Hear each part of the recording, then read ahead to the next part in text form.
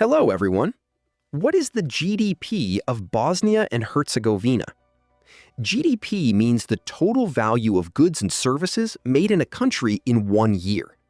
The nominal GDP of Bosnia and Herzegovina is about 33.0 billion US dollars.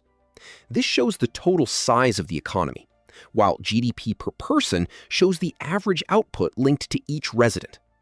Bosnia and Herzegovina has a population of about 3.2 million people, so its GDP per person is roughly 10,300 US dollars.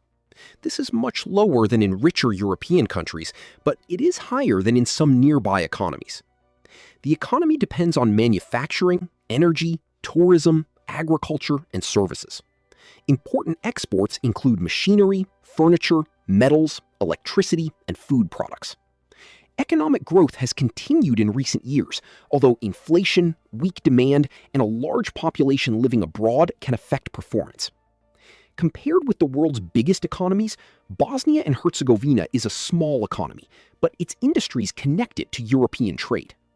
Purchasing power comparisons can show a higher level because local prices are lower. If you found this video useful, please subscribe and like the video. Thank you for watching.